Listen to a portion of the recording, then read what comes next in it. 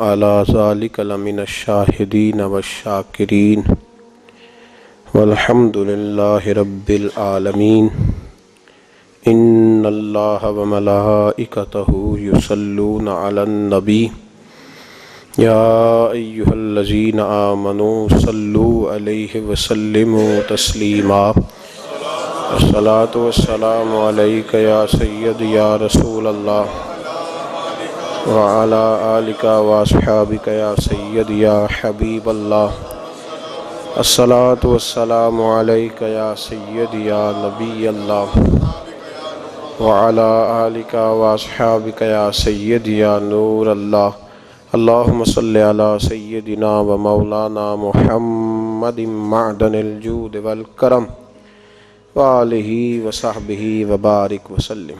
حمد الصلاۃ کے بعد سورہ نحل کی وہ آیہ مقدسہ جو ہر جمعۃ المبارک کے خطبوں میں پڑھی جاتی ہے، اور صحابہ کرام علیہم رضوان فرماتے ہیں کہ اگر کوئی شخص ہدایت لینا چاہے تو اس کے لیے قرآن پاک کی یہ آیت ہی بہت کافی ہے۔ ہر جگہ اس کا تذکرہ ہے، ہر موقع پر اس کو بیان کیا جاتا ہے۔ اللہ تبارک و تعالیٰ نے فرمایا ان اللہ، بے شک اللہ، یأمرو، تمہیں حکم دیتا ہے، بالعدل، عدل کا، والاحسان، اور احسان کا۔ بے شک اللہ تمہیں عدل اور احسان کا حکم دیتا ہے۔ قرآن مجید سارا ہی اللہ کا حکم ہے۔ قرآن پاک کا ہر فقرہ ہی تائید ہے اور مضبوطی ہے، لیکن کچھ آیات ایسی ہیں جن کا انداز تکلم بھی بڑا نرالا ہے۔ ان اللہ، بے شک اللہ، قرآن مجید کے انداز گفتگو پہ غور فرمائیے۔ ان اللہ، بے شک اللہ، یأمرو، تمہیں حکم دیتا ہے، بالعدل، عدل کا، انصاف کا۔ اللہ تمہیں حکم کرتا ہے، یہ تاکید ہے تمہارے لیے، زور ہے اس بات پر، اصرار ہے، حکم ہے کہ تم نے کبھی بھی عدل کا دامن نہیں چھوڑنا۔ نبی پاک صلی اللہ تعالی علیہ وسلم نے دنیا کو عدل سے، انصاف سے، مساوات اور برابری سے بھر ڈالا ہے۔ معاشروں میں جب عدل ہوتا ہے تو سکون ہوتا ہے، جب انصاف ہوتا ہے تو آسانیاں ہوتی ہیں۔ امام حسن رضی اللہ تعالیٰ عنہ فرمایا کرتے تھے، جس معاشرے میں غریبوں پہ ظلم ہوتا ہے نا، وہاں ایک وقت آتا ہے کہ امیروں پہ بھی شروع ہو جاتا ہے۔ اس بات کو یاد رکھیے گا۔ پھر سنیں، امام حسن فرمایا کرتے تھے کہ جس معاشرے میں غریبوں پہ ظلم ہو اور ظلم کو روکا نہ جائے تو پھر اس معاشرے کے امیر بھی ظلم سے محفوظ نہیں رہتے۔ عدل کا فائدہ ہر آدمی کو ہوتا ہے۔ عدل ہے کیا؟ عدل مساوات کو، برابری کو کہتے ہیں، سب کے ساتھ ایک جیسا سلوک۔ ہمارے ہاں سب سے زیادہ کمی جس چیز کی ہے وہ عدل ہے، وہ انصاف ہے۔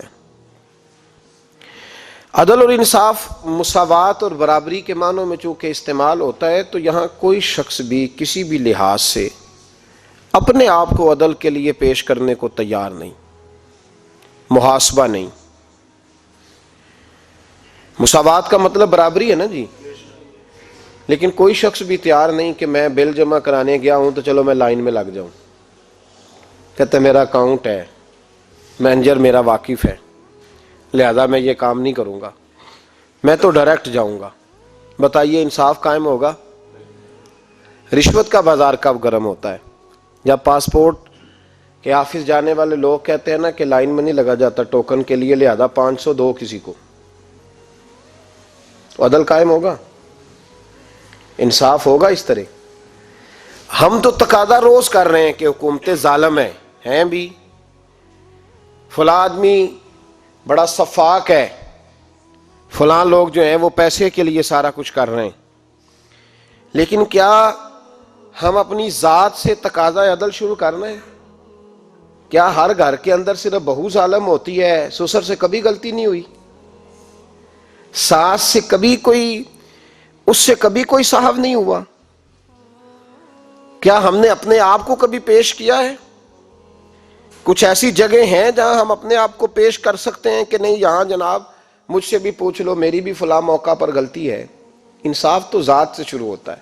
حضرت نعمان بن بشیر رضی اللہ تعالیٰ عنہ فرماتے ہیں کہ میں نے محبوب سے سیکھا ہے کہ انصاف گھر کے اندر سے شروع ہوتا ہے۔ کہاں سے؟ گھروں میں انصاف ہوتا ہے تو کچہریوں تک آتا ہے، اور جب گھروں میں نہیں ہوتا تو پھر بس باہر اس کی تقسیم کیسے ہوگی؟ حضرت نعمان بن بشیر رضی اللہ تعالیٰ عنہ فرماتے ہیں، ابو داؤد شریف کی حدیث ہے، فرماتے ہیں میں نبی پاک صلی اللہ علیہ وسلم کا خدمت گزار تھا، محبوب کا فرما بردار تھا، اور ماں باپ کا بھی فرما بردار تھا۔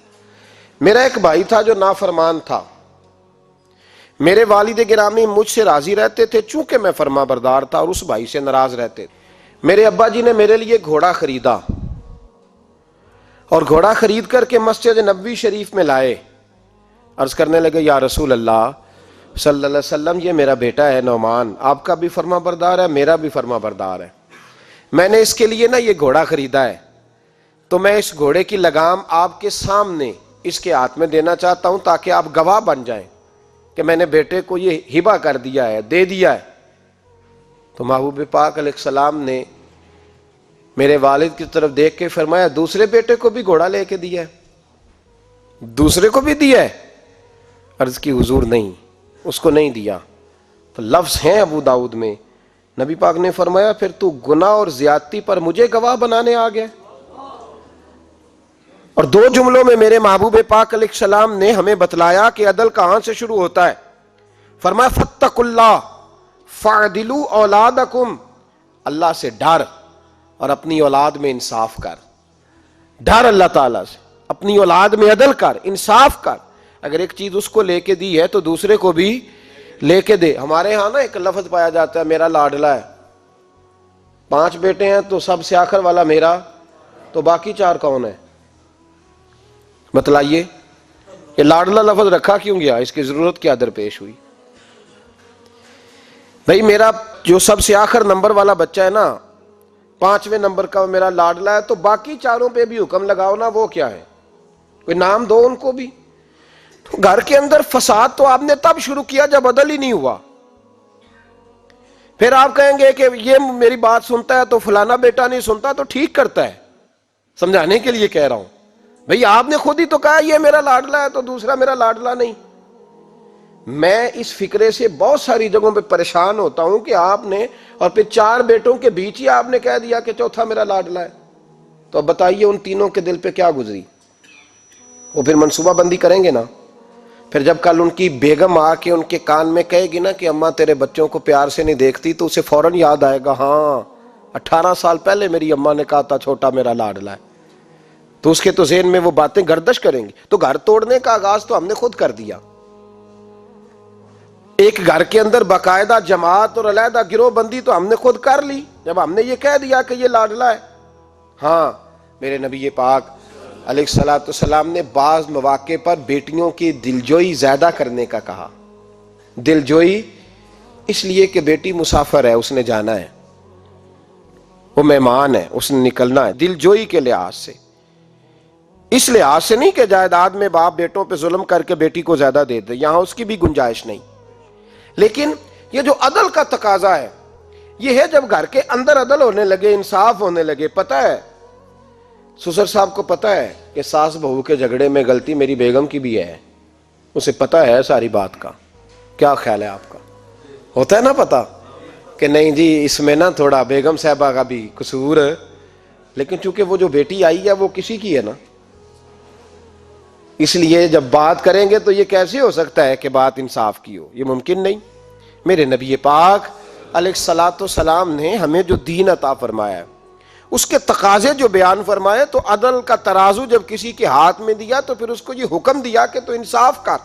اور میرے نبی پاک صلی اللہ علیہ وسلم نے فرمایا جس آدمی کو کسی قوم کا والی بنایا گیا، نگران بنایا گیا، عادل اور قاضی اور جج بنایا گیا، پھر اس نے انصاف نہ کیا، تو محبوب فرمانے لگے اس سے اللہ بھی بری ہے اور اللہ کے رسول بھی بری ہے، ہمارا اس سے رشتہ نہیں۔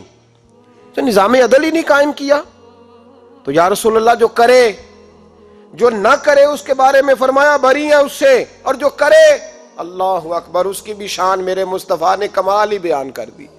بخاری مسلم میں مشکات میں حدیث موجود ہے، حضور علیہ السلام فرماتے ہیں جس نے سفید داڑھی والے نیک بوڑھے مسلمان کی عزت کی، سفید داڑھی والا نیک بوڑھا مسلمان جس نے اس کی عزت کی، اور جس نے قرآن پاک کے عالم کی عزت کی، اور فرمایا جس نے عدل کرنے والے حکمران کی عزت کی، وہ سمجھ لے میں نے اپنے خدا کی عزت کی ہے۔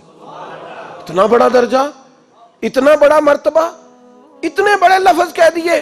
فرمایا جس شخص نے عادل حکمران کی عزت کی، وہ سمجھے میں نے اپنے اللہ کا اکرام کی، اللہ کی عزت کی۔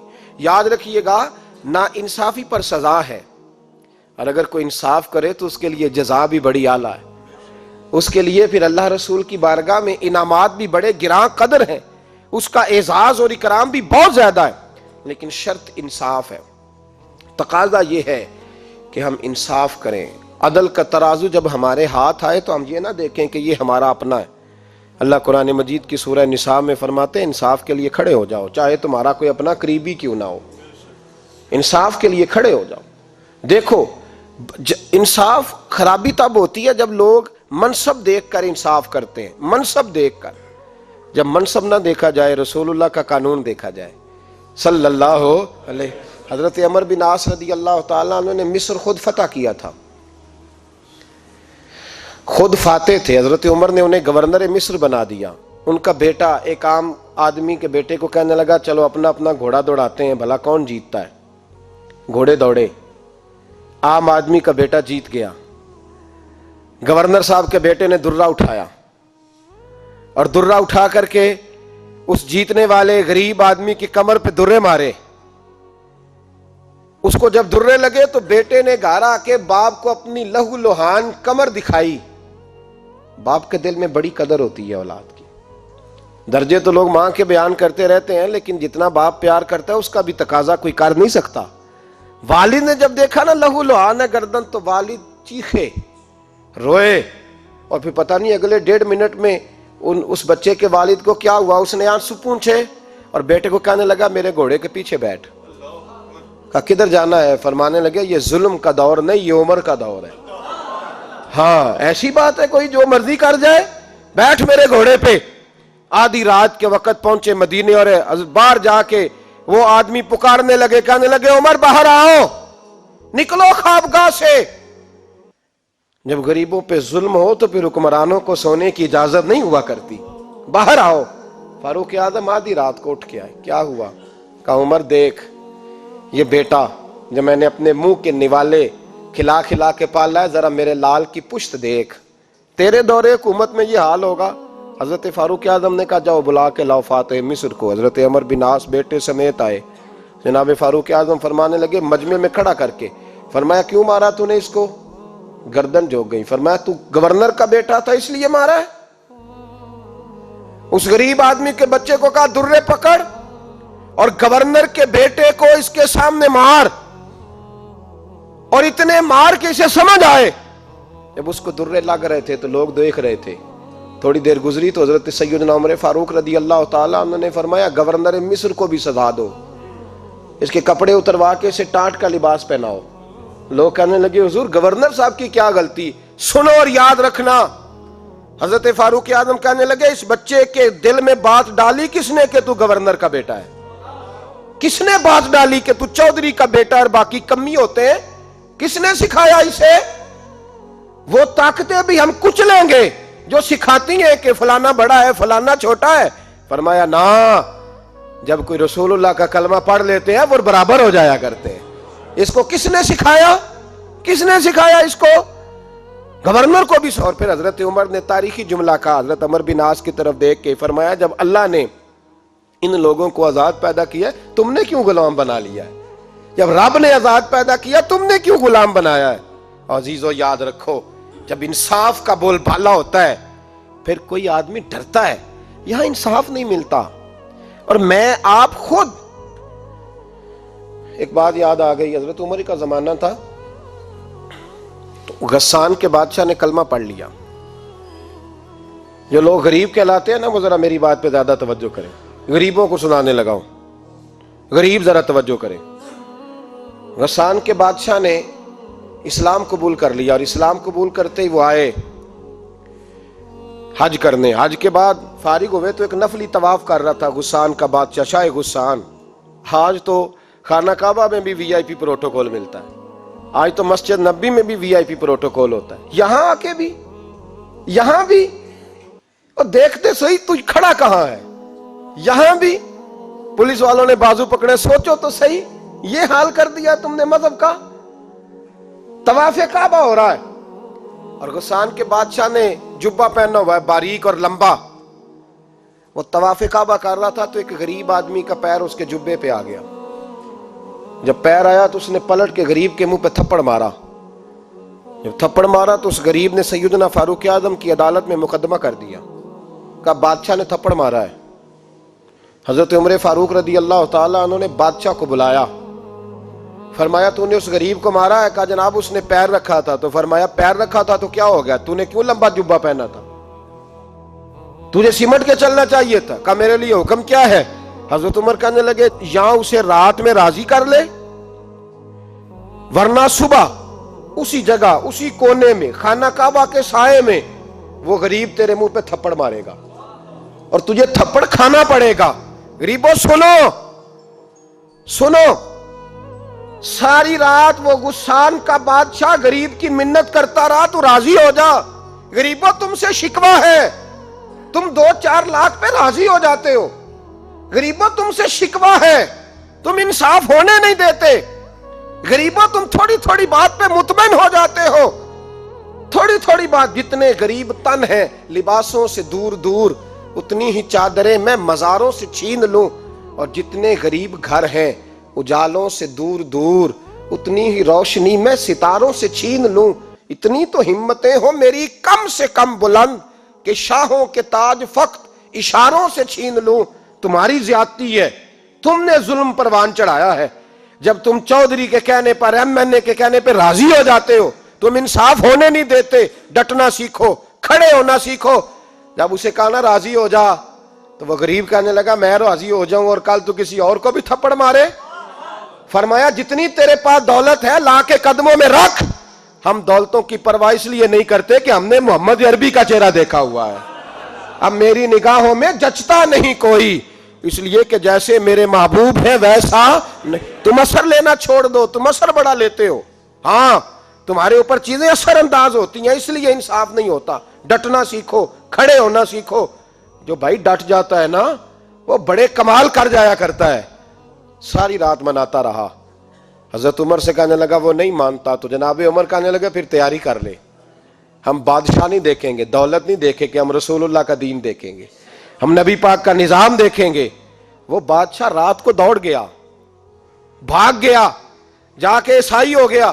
لوگوں نے کہا اتنا قیمتی آدمی عمر نے ضائع کر دیا۔ فرمایا چپ کرو، میں نے کوئی چیز ضائع نہیں کی، میں نے تو اپنے رسول کا دین بچا لیا ہے، کوئی شے ضائع نہیں ہوئی۔ عدل جب تک، میں پھر کہوں گا، اس عدل کے نقصان میں ہر آدمی برابر کا شریک ہے۔ ہم عدل ہونے نہیں دیتے، ہم عدل قائم نہیں کرتے، ہمارا تقاضا ہی نہیں کہ عدل ہو، ہم اپنے آپ کو عدل کے لیے پیش ہی نہیں کرتے، مزاج ہی نہیں۔ حضرت علی المرتضیٰ ایک جری انسان تھے، اور وہ علی تھے جن پر انسانیت رشک کرتی ہے، اور مولا علی وہ ہستی تھے کہ میرے مصطفیٰ کریم صلی اللہ تعالی علیہ وسلم نے فرمایا اس کے دیدار کو تو فرشتے بھی آیا کرتے ہیں، نا بڑا آدمی۔ اور پھر امیر المومنین خلیفۃ المسلمین حضرت علی، خود مولا علی نے حضرت قاضی شریح کو قاضی بنایا، چیف جسٹس بنایا، اپنے ہاتھوں سے تعیناتی کی۔ حضرت مولا علی رضی اللہ تعالیٰ عنہ کی زرہ گم ہو گئی، کافی دیر گزر گئی تو ایک یہودی کے پاس وہ زرہ آپ کو نظر آئی۔ حضرت علی نے ڈائریکٹ اس سے چھین نہیں لیا، حالانکہ امیر المومنین تھے۔ ہمارے ہاں ڈنڈا بھی بڑا چلتا ہے نا، جو طاقتور ہوتا ہے وہ تو تھانے جاتا ہی نہیں، اس کو ضرورت نہیں، اس نے تو بندے رکھے ہوئے ہیں، اس کو تو پتہ ہے کام کیسے لینا ہے۔ لیکن حضرت علی نے آئینی رستہ اختیار کیا، قانونی رستہ۔ قاضی صاحب کی عدالت میں مقدمہ کیا کہ فلاں یہودی کے پاس میری زرہ ہے اور وہ چوری ہو گئی تھی، گر گئی تھی، گم گئی تھی، مجھے دلائی جائے۔ قاضی صاحب نے بلا لیا یہودی کو، امیر المومنین بھی کٹہرے میں۔ قاضی صاحب کہنے لگے اس سے کہ زرہ تیری ہے؟ اس نے کہا جی میرے پاس ہے تو میری ہے. قاضی صاحب کہنے لگے حضرت علی سے گواہ آپ کو دینے پڑیں گے کیونکہ مقدمہ آپ نے کیا ہے, اگرچہ وہ امیر المومنین ہے. توجہ ہے بھائیوں کی, سمجھ آ رہی ہے باتوں کی؟ گواہ امیر المومنین آپ نے دینے ہیں کیونکہ مقدمہ آپ نے دائر کیا ہے. تو حضرت علی کہنے لگے میرا بیٹا حسن گواہی دے گا کہ میری ہے, اور میرا غلام کمبر گواہی دے گا. قاضی صاحب کہنے لگے حضور ان کی گواہی درست تو ہے پر میں نہیں تسلیم کرتا, اس لیے کہ بیٹے تو باپ کے حق میں بولا ہی کرتے ہیں, نوکر تو آقاؤں کے حق میں بولتے ہی ہیں, جائیں کوئی غیر جانبدار بندہ لے کے آئیں جو گواہی دے. تو حضرت علی خاموش ہو گئے, کہنے لگے ابھی میرے پاس ایسا کوئی گواہ نہیں. قاضی صاحب کہنے لگے چلیں پھر آپ یہودی کو راضی کریں, آپ نے کیوں بلا وجہ گھسیٹا عدالت میں, راضی کریں, انصاف کا تقاضا ہے. تو حضرت علی قریب گئے, کہنے لگے بھیا ناراض نہ ہونا, زرا تو میری ہے, ناراض نہ ہونا, میں نے غلط مقدمہ نہیں کیا. وہ علیحدہ بات ہے کہ میرے پاس گواہ نہیں تو میں کوئی بے انصافی نہیں کر سکتا, تو میرے ساتھ چل تجھے کھجوروں کا حلوہ کھلاتا ہوں تاکہ تو راضی ہو جائے. وہ یہودی کہنے لگا میں نے قاضی صاحب کا انصاف دیکھا اور جناب علی کا انصاف کے لیے کھڑا ہونے دیکھا تو میں مولا علی کے قدموں میں بیٹھ گیا. میں نے کہا علی جب تیری یہ شان ہے تو محمد عربی کا کیا مقام ہوگا. میں نے کلمہ پڑھنا شروع کر دیا. دیکھیں نا تقاضا پورا کیا ہے حضرت علی نے. تو وہ کہنے لگا علی تیرے انصاف کے رنگ نے نا, جملہ یاد رکھنا, کہنے لگا یہودی علی تیرے انصاف کے اس رنگ نے میرے دل سے کفر کی میل دور کر دی, تیرے عدل نے میرا کفر توڑ دیا, کفر. لیکن شرط لیکن نا غریب آدمی ابو ایوب انصاری, ماڑے بندے, اب تو پیر اور مولوی بھی گنجائش نہیں نہ دیتا کسی کو بولنے کی, تو سیاست دان تو اللہ ہی کی پناہ, وہ تو پتہ نہیں کس طرح سوتے ہیں رات کو, اللہ ہی جانتا ہے, پتہ نہیں کس طرح اپنے آپ کو مطمئن کر کے وہ زندگیاں گزار رہے ہیں, خدا ہی بہتر جانتا ہے. حضرت عمر فاروق جیسا دلیر اور جرری آدمی جمعہ پڑھانے مسجد میں داخل ہوئے تو جناب ابو ایوب انصاری دروازے پہ کھڑے ہو گئے, کہنے لگے عمر تیرے نوکر نہیں, ٹائم پہ آیا کر, بڑی دیر سے کھڑے ہیں. کیوں دیر سے آیا ہے؟ بڑے جلالی تھے نا حضرت عمر, لیکن وہ جلالی اس وقت تھے جب کوئی ظلم کرتا تھا, اور ذات کے لیے جلالی نہیں تھے. کب وقت پہ آیا کر, کو ملازم نہیں تیرے.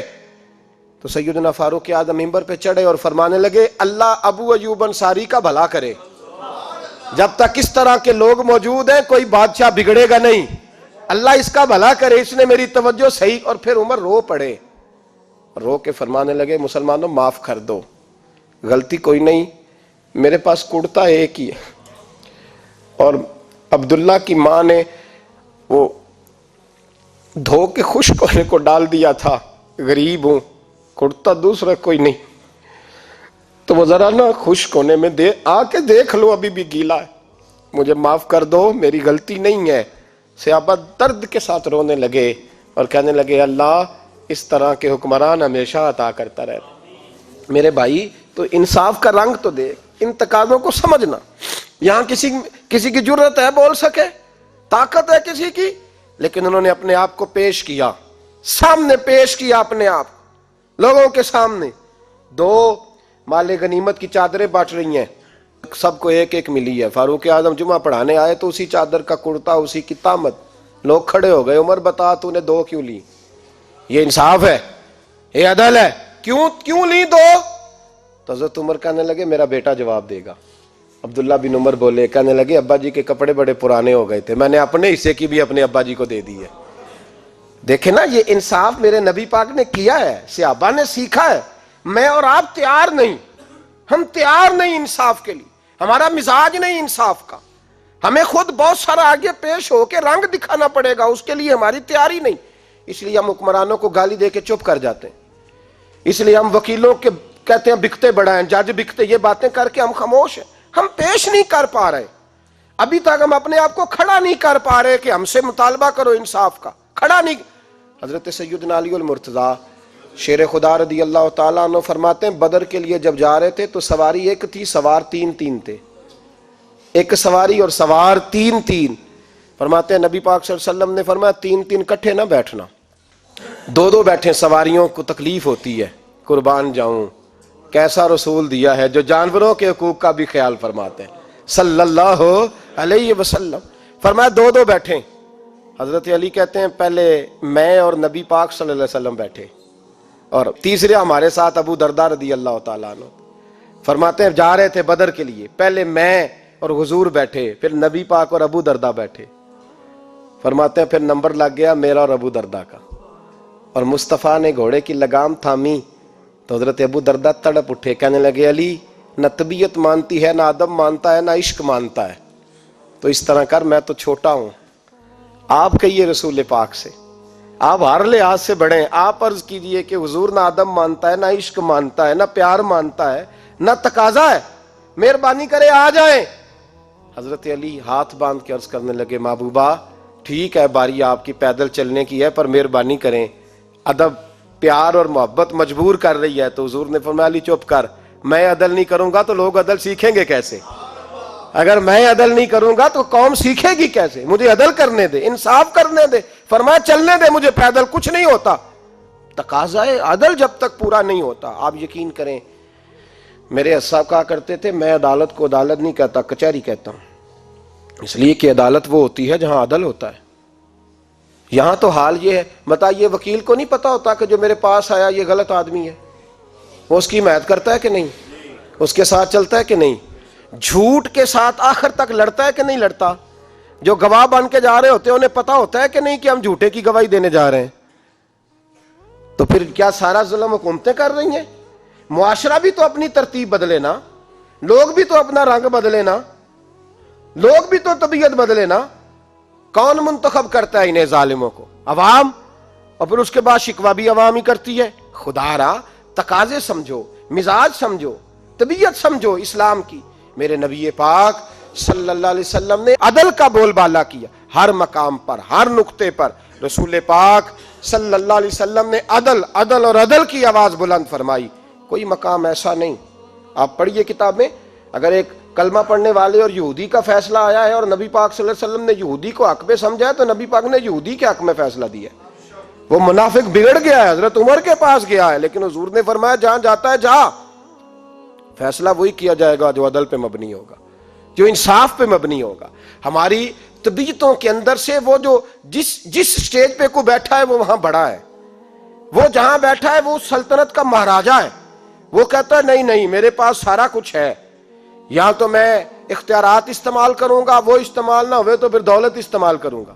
تو جب اجتماعی مزاج قوم کا بگڑتا ہے، پھر معاشرے میں ناانصافی عام ہوتی ہے، پھر ظلم عام ہوتا ہے، پھر بے رہ روی کا شکار. اور میرے نبی پاک صلی اللہ علیہ وسلم کی حدیث سن لے، ذرا جاگ کے سننا یہ والی روایت، اور اسے یاد کر لینا، اس کا رٹا لگا لینا.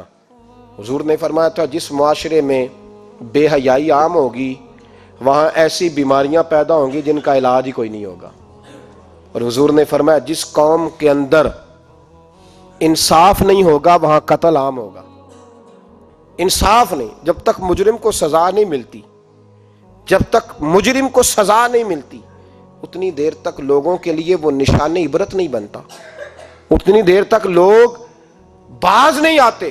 یاد رکھیں جب انصاف ہوگا، عدل ہوگا، اور عدل کرنے والے جب عدل کریں گے اور انصاف کا دامن تھامیں گے، پہلی بات تو یہ ہے کہ ہم اپنے آپ سے ورا کریں بہت ساری چیزوں کو. ہم دیکھتے ہیں حکومت نے چھوٹی چھوٹی کمیٹیاں بنا دی ہیں مصالحتی کمیٹیوں کے لیے، بین المذاہب کمیٹیاں، بڑا کچھ بن گیا ہے، لیکن لوگ گروہ بندی کا شکار ہیں، گروہی تعصبات ہیں.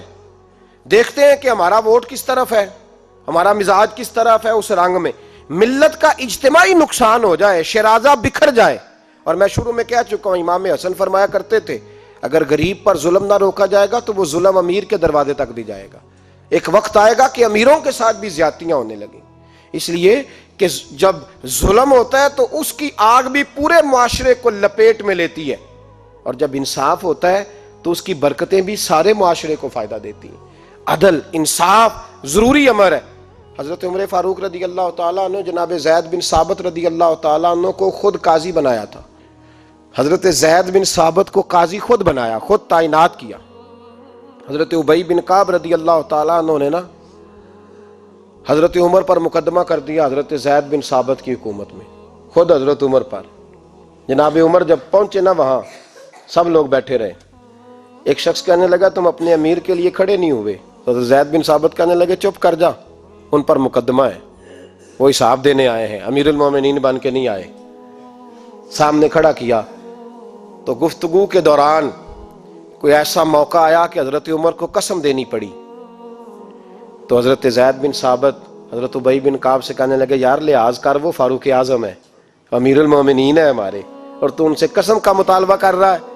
حضرت سیدنا فاروق اعظم کی طرفداری میں بات کی نا، تو حضرت سیدنا عمر فرمانے لگے زید اس مقدمے کا فیصلہ کر لو اور اس کے بعد میں تمہیں معزول کر دوں گا، تم تو اہلیت ہی نہیں رکھتے. حضور کیا ہوا؟ فرمایا تم نے میری طرفداری کیوں کی؟ تم نے مجھے امیر المومنین کیوں کہا؟ تم نے کیوں میرے حق میں بات کی؟ اگر میں اور تو اس طرح کرنے لگیں گے تو امت کو عدل کون دے گا؟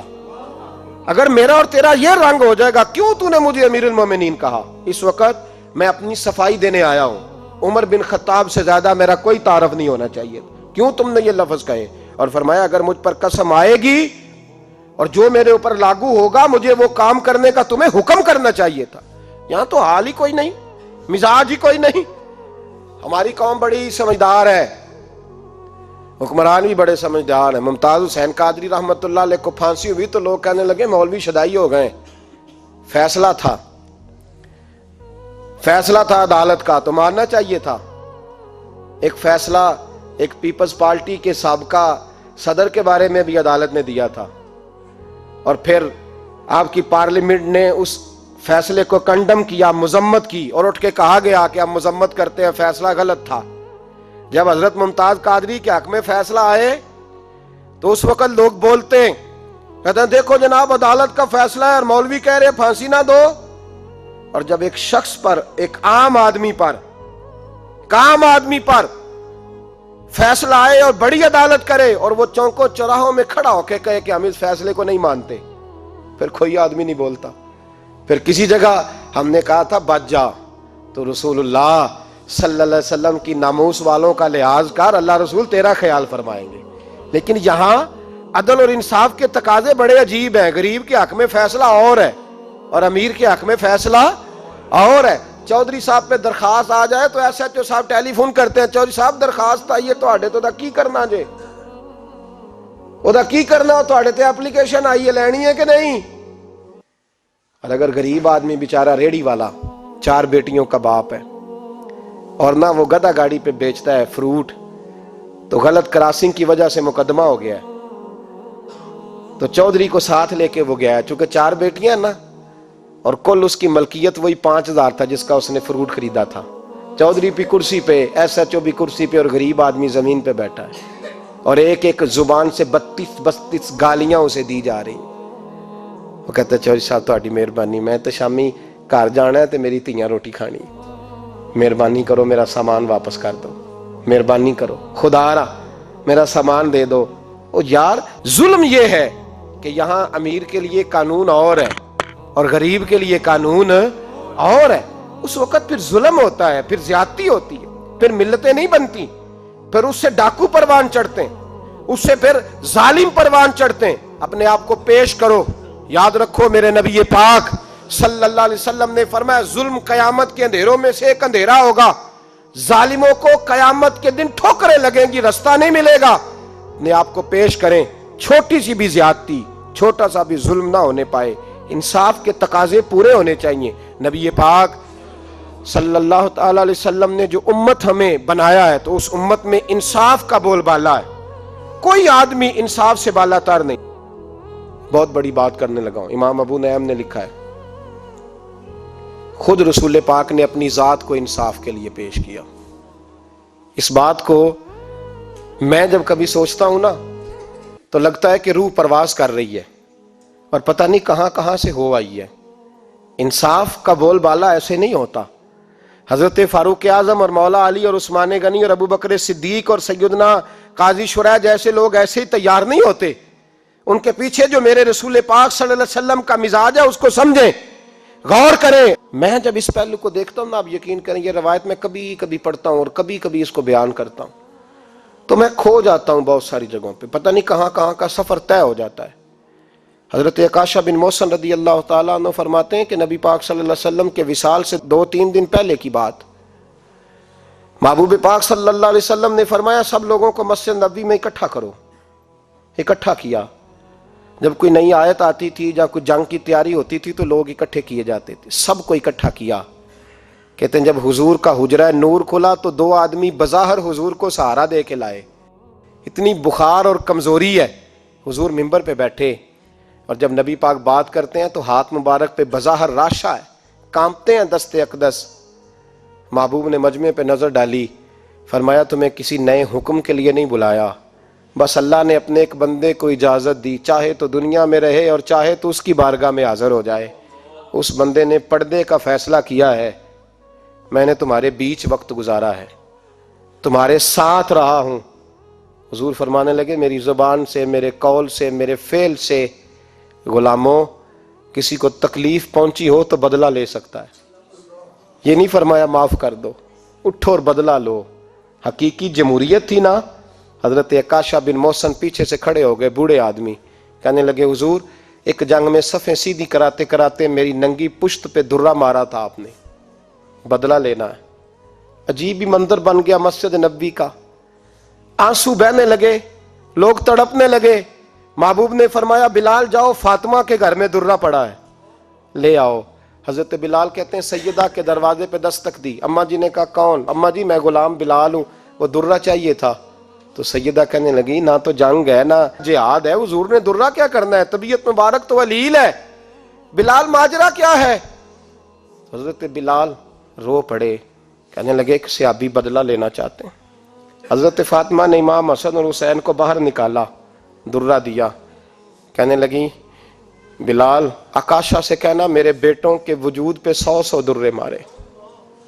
انہوں نے فاطمہ کا دودھ پیا، سی کوئی نہیں کریں گے لیکن حضور تک کوئی نہ جائے، اور میں نے ویسے بھی حضور پر قربان کرنے کے لیے پیدا کیے. سیدنا بلال حبشی رضی اللہ تعالیٰ عنہ فرماتے ہیں میں روتا ہوا درہ لیا، شہزادے لیے، اور میں جب حاضر خدمت ہوا نا حضور کے دروازے پہ داخل ہوا، محبوب پاک صلی اللہ علیہ وسلم نے امام حسن اور حسین کو دیکھا تو حضور رو پڑے، فرمانے لگے انہیں بٹھا دو، مجھے پتا ہے فاطمہ نے کیا کہہ کے بھیجا، بٹھاؤ.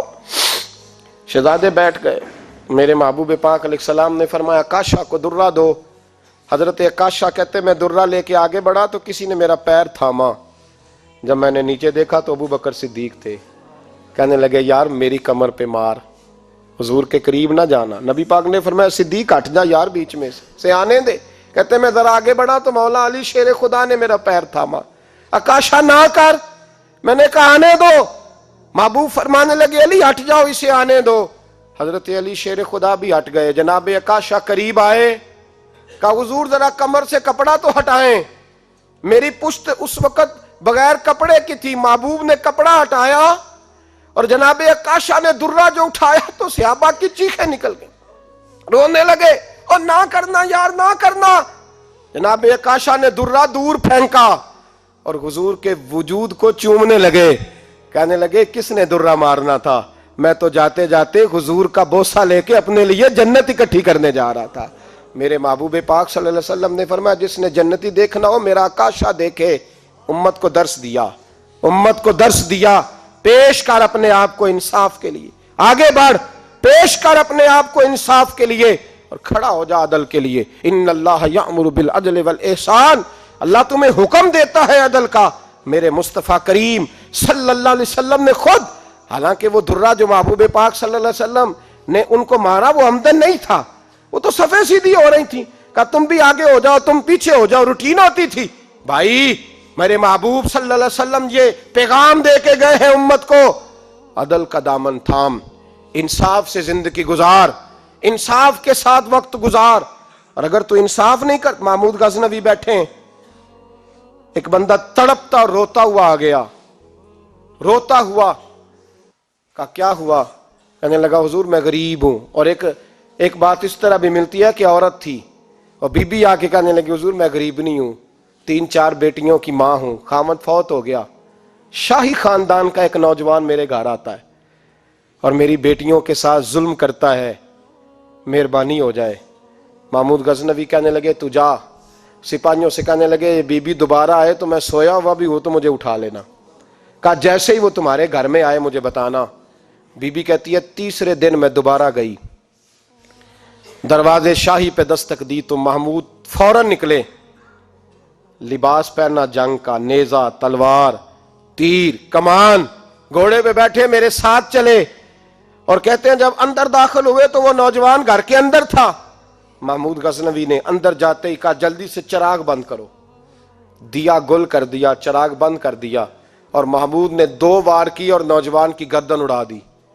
جب قتل ہو گیا تو محمود نے کہا پانی لاؤ، اور بی بی کہتی ہے میں پانی لائی 1 پیالہ، 2 پیالے، 3 پیالے، 5 پیالے پی گئے محمود پانی کے، پیتے ہی جا رہے۔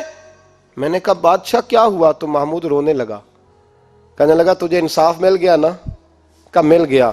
تو محمود کہنے لگے یہ میری سگی بہن کا بیٹا تھا اور میری بیوہ بہن کا اکیلا بیٹا تھا۔